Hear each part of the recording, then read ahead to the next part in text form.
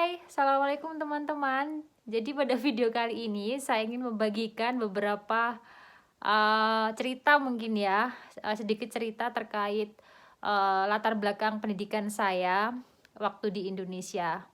Beberapa mungkin tanya ya, saya ini bidan dari mana gitu, lulusan dari mana. Saya bidan lulusan dari Universitas Erlangga tahun 2013.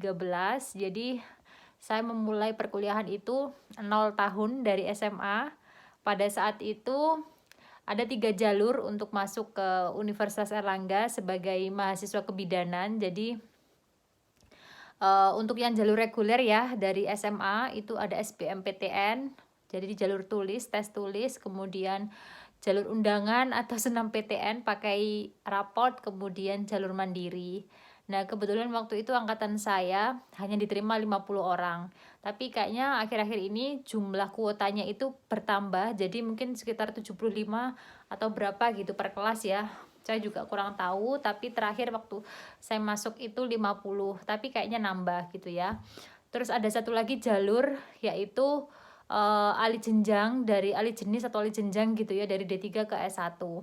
Nah, for your information aja, jadi UNER itu salah satu kampus kayaknya kampus pertama di Indonesia yang menyelenggarakan pendidikan sarjana kebidanan pertama kali gitu. Inisiatornya itu ada di UNER, termasuk juga program transfer dari D3 ke S1 plus profesi. Jadi kalau boleh dibilang lumayan tua gitu ya, kalau dilihat dari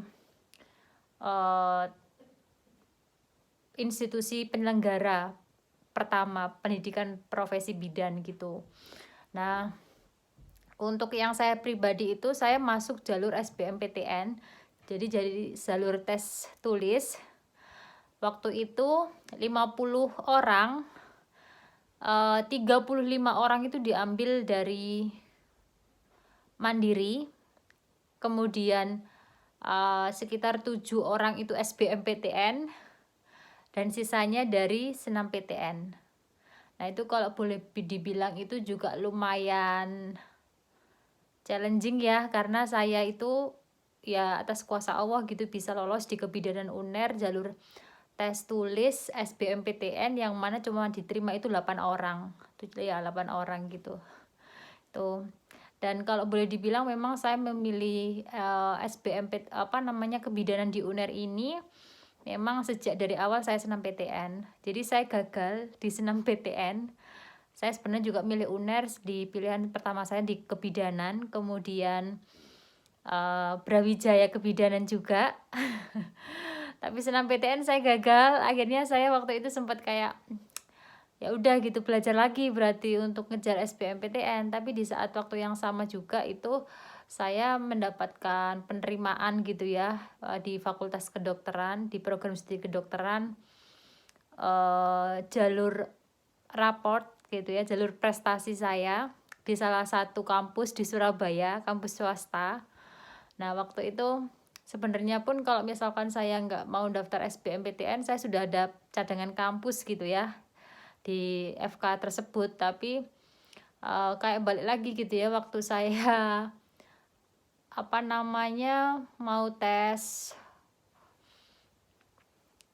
kesehatan, intinya kayak daftar ulang gitu ya, kan habis penerimaan terus daftar ulang gitu. Terus tapi kayak hati saya itu kok kayaknya nggak ini ya kampusku gitu. Jadi kayak tak lihat lagi edunya, aku kayaknya nggak di sini dah aku tempatku belajar gitu. Jadi kayak aku bilang ke orang tua gitu, aku kayaknya nggak tak masukin gitu. Intinya aku nggak masukin yang aku keterima di kedokteran itu gitu. Aku mau coba lagi di SBMPTN.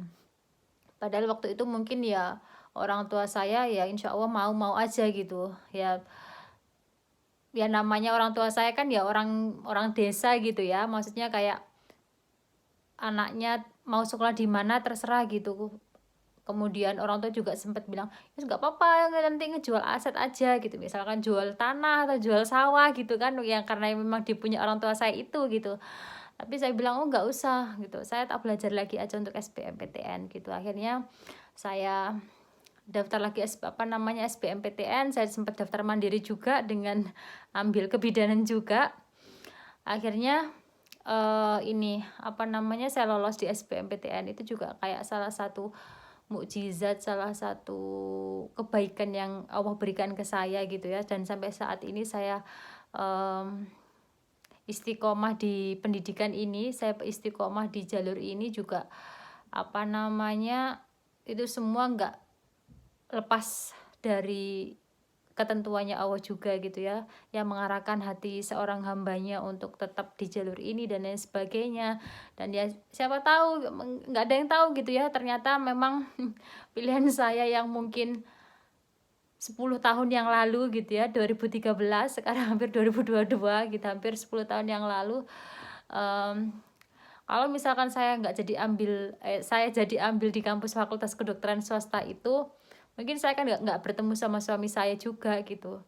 Saya mungkin nggak akan di tempat atau di titik saat ini juga gitu. Jadi kayak ya udah gitu, kita sebagai manusia itu kan kayak minta yang terbaik aja gitu ya, kita jalani semua prosesnya, takdirnya, karena kita nggak tahu ke depan itu Allah itu memberikan skenario hidup yang seperti apa itu. Jadi kurang lebih seperti itu ya. Jadi bagaimana latar belakang saya, kenapa, maksudnya di S1 saya belajar di mana gitu. Saya lulusan bidan, saya bidan di UNER, dan saat ini saya menempuh pendidikan master saya di midwifery juga, sama ya MSc Advanced Midwifery Practice di Anglia Ruskin University di kota Chelmsford di Essex gitu ya, bagian timur UK gitu, East of England. Jadi mungkin sekian ya teman-teman ya, bagi yang mungkin belum tahu saya karena beberapa kayak ada DM Instagram juga gitu, saya dikiranya ada yang bilang saya orang Bali, ada yang orang gitu ya, nggak tahu ya. Mungkin demikian ya teman-teman ya. Mungkin kalau misalkan mau lebih lanjut pengen tahu kisah saya sempat menulis buku bareng sama orang-orang, project buku.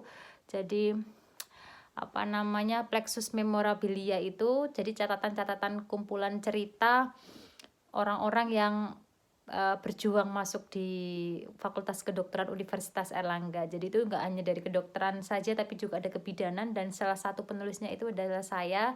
Saya nulis satu part cerita saya, kenapa saya sampai akhirnya saya tiba di kebidanan FK UNER. Kayak gitu ya. Semoga bisa jadi referensi untuk teman-teman yang mau ambil S1-nya kebidanan, buat adik-adik SMA yang masih unyu-unyu, atau barangkali teman-teman yang dari D3 ke S1 mau lanjut UNER gitu, mau ada pertanyaan boleh, nanti mungkin saya bisa bantu jawab untuk informasinya. Demikian ya teman-teman ya, terima kasih. Assalamualaikum, dadah.